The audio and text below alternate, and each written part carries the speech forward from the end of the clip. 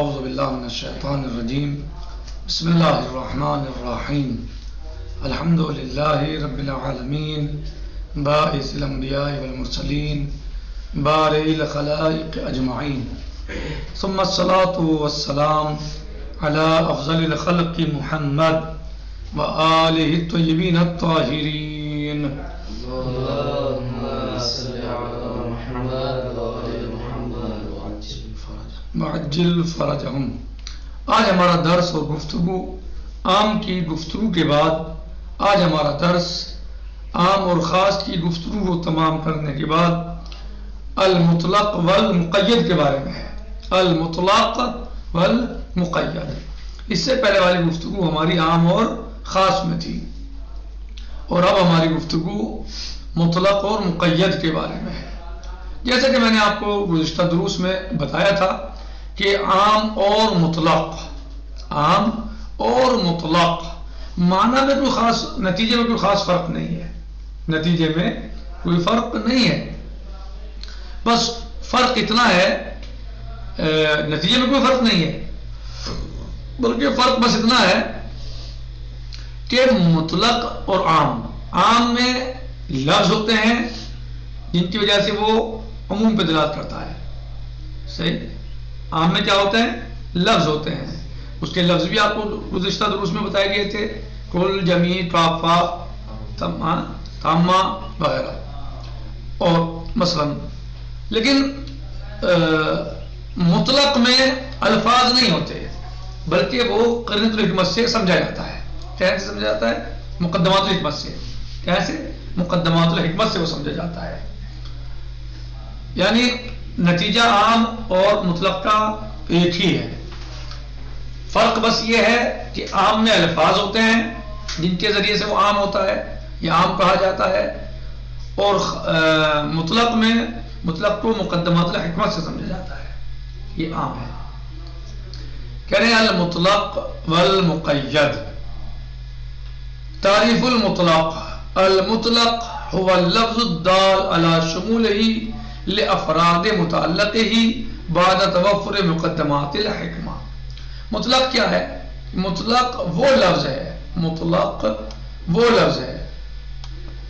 هو اللفظ الدال على شموله، جو دلالت کرتا ہے، وہ لفظ ہے جو دلالت کرتا ہے على شموله لافراد متعلقه، اپنے متعلق کے تمام افراد کو، یعنی وہ لفظ دال کہ جو شامل ہوتا ہے اپنے متعلق کے تمام افراد کو، ٹھیک۔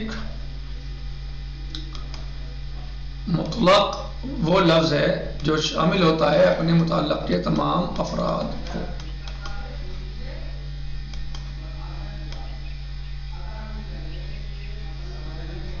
بعد توفر مقدمات الحکمہ، مقدمات حکمت کے پائے جانے کے بعد، یعنی کیسے ہوتا ہے وہ؟ مقدمات حکمت، یعنی مقدمات حکمت کے پائے جانے کے بعد، یعنی اس میں مقدمات الحکمت پائے جاتے ہیں مطلق میں۔ شرح التعریف: لا يختلف المطلق عن العام من حیث النتیجہ۔ کہنا ہے کہ تعریف کی شرح کی مطلب کیا ہے اس کا، کہ مطلق وہ لفظ ہے جو دلالت کرتا ہے اپنے متعلق کے تمام افراد پر، یا شامل ہوتا ہے اپنے متعلق کے تمام افراد کو مقدمات حکمت کے پائے جانے کے بعد۔ کہنے کیا مطلب ہے اس کا؟ کہ مطلب یہ ہے، شرح اس کی ہے کہ مطلق عام سے نتیجے میں مختلف نہیں ہے، مطلق اور عام کا نتیجہ ایک ہی ہے۔ وہ کیا ہے؟ وَهِيَ شُمُولُ الْحُكْمِ لِجَمِيعِ أَفْرَادِ الْمَوْضُوعِ۔ کیا ہے وہ نتیجہ؟ کیا ہے مطلق اور عام کا؟ کہ حکم کا شامل ہونا اپنے موضوع کے تمام افراد کو۔ ایک حکم ہوتا ہے، ایک موضوع حکم ہوتا ہے، کیا؟ ایک موضوع ہوتا ہے، ایک حکم ہوتا ہے۔ تو مطلق ہو یا عام ہو، مطلق بھی اور عام بھی، صحیح ہے، وہ شامل ہوتا ہے اپنے تمام موضوع کے افراد کو، یعنی حکم شامل ہوتا ہے اپنے موضوع کے تمام افراد کو، مطلق میں بھی اور عام میں بھی۔ فَهُوَ بِهَذَا التَّعْرِيفِ الْمَذْكُورِ بِيَقْصُدُ مِنْهُ، اس تعریف سے قصد یہ کیا گیا ہے، اس سے مراد یہ ہے نفس ما يقصد العام، یعنی اس تعریف سے وہی قصد کیا گیا ہے جو عام سے مقصود ہے، یعنی اس تعریف سے کیا مقصود ہے؟ وہی ہے جو عام سے مقصود ہے. عام سے کیا مقصود ہوتا ہے؟ وہ بھی تمام افراد کو شامل ہوتا ہے اپنے متعلق کے. مطلق بھی اپنے تمام افراد کو شامل ہے اپنے متعلق کے. یہی مقصود ہے. یعنی جو عام سے مقصود ہے وہی مطلق سے مقصود ہے. جو عام کا مطلب ہے وہی مطلق کا مقصد ہے. بھولنا نہیں.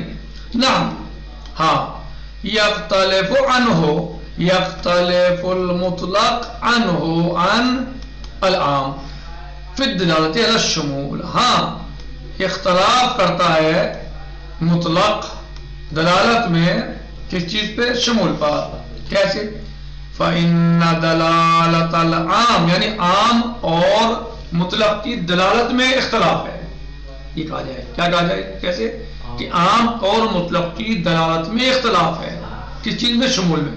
جو شمول پہ دلالت کرتا ہے وہ اس دلالت میں اختلاف ہے عام کی اور مطلق کی. کیا اختلاف ہے؟ فَإِنَّ دَلَالَةَ الْعَامِ عَلَى الشُّمُولِ عام کی بس عام کی دلالت جو شمول پر ہوتی ہے، عام جو شمول پہ دلالت کرتا ہے، تتحقق بالالفاظ الدالة على العموم یہ دلالت متحقق ہوتی ہے.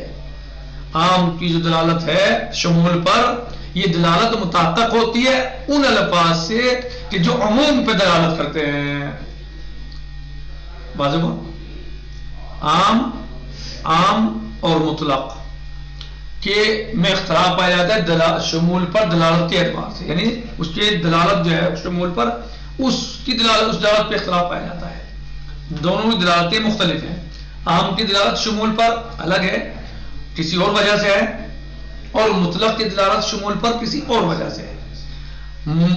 عام کی جو دلالت ہوتی ہے شمول پر وہ الفاظ عموم کی وجہ سے ہوتی ہے. صحیح؟ وہ الفاظ عموم کی وجہ سے ہوتی ہے. ان الفاظ کی وجہ سے ہوتی ہے جو دلالت کرتے ہیں عموم پر. واللتی مر ذکرها سابقا جیسے کہ ان کا ذکر گزر چکا ہے، پڑھ چکے ہیں. الفاظ عموم عامہ خاصہ کافہ جمی کل وغیرہ وغیرہ. اما دلالت المطلق لیکن مطلق کی دلالت علی الشمول شمول پر فلا تستفاد من ذالک عام کی دلالت مطلق کی دلالت شمول پر فلا تستفاد من ذالک یہ الفاظ کے ذریعے نہیں ہوتی. الفاظ کے ذریعے نہیں ہوتی. نہیں اس طرح نہیں اس سے دلالت ہوتی اس کی.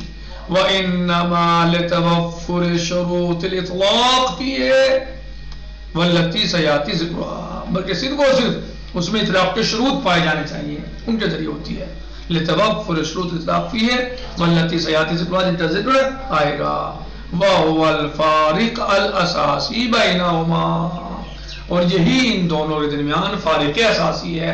یعنی جو مین اور بنیادی اور بیسکلی فرق ہے وہ یہ ہے ان دونوں کے درمیان.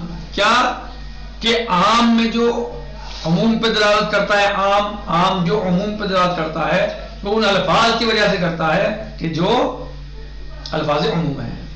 یعنی ان پہ عام میں الفاظ پائے جاتے ہیں.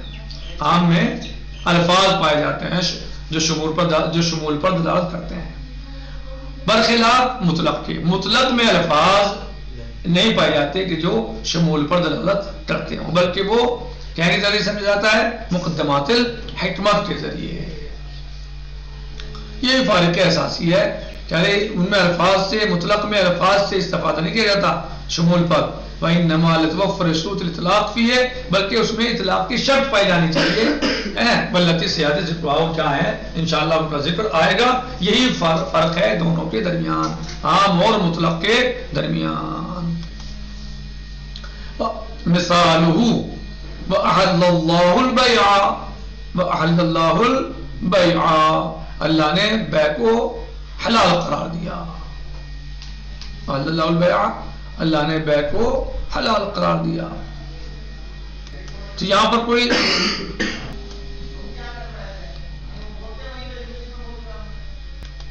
نتیجۃ القول و خلاصۃ الدرس آج کا یہی ہے کہ ہم نے مطلق کی تعریف کو پڑھا اور پھر ہم نے یہ سمجھنے کی کوشش کی کہ عام اور مطلق میں کیا فرق ہے.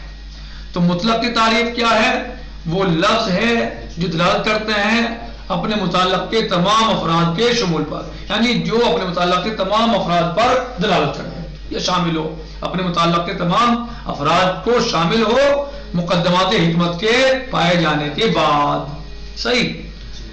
پھر کہہ رہے ہیں کہ عام اور مطلق میں کیا فرق ہے؟ کہہ رہے ہیں کہ عام اور مطلق میں نتیجے میں کوئی فرق نہیں ہے، نتیجہ دونوں کا ایک ہی ہے، نتیجہ دونوں کا ایک ہی ہے. ہاں فرق ہے عام اور مطلق میں. کس چیز میں؟ فی دلالت علی الشمول. فرق ہے کہ ہمیں جو دلالت ہے شمول کے بارے میں، یعنی جو شمول پہ دلالت کرتے ہیں اس میں فرق ہے. عام میں جو شمول پہ دلالت کرتے ہیں وہ الفاظ ہیں، جیسے کہ بتایا گیا گزشتہ دروس میں ہے کل، جمی، کافہ، عامہ وغیرہ وغیرہ. صحیح. کچھ الفاظ ہیں کہ جو عام میں دلالت کرتے ہیں شمول پر، یعنی تمام افراد کو شامل ہوتے ہیں متعلق کے.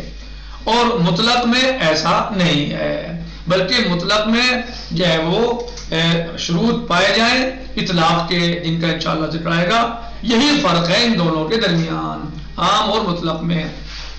عام میں الفاظ ہوتے ہیں شمول کے لیے، اور مطلق میں مقدمات الحکمت ہوتے ہیں یا وہ شروط ہوتے ہیں جو اطلاق کے لیے پائے جائیں. مثلا یہی فرق اساسی ہے.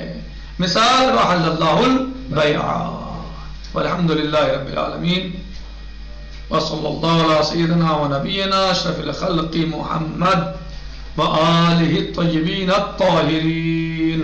اللهم صل على محمد وآل محمد وعجل فرجهم. نختفی علی هذا المقدار، باقی غدن سے جی انشاءاللہ. والحمد للہ رب العالمین وصلی اللہ علی محمد وآلہ الطاہرین. السلام علیکم ورحمۃ اللہ تعالی وبرکاتہ. فی امان اللہ. خدا حافظ. انشاءاللہ.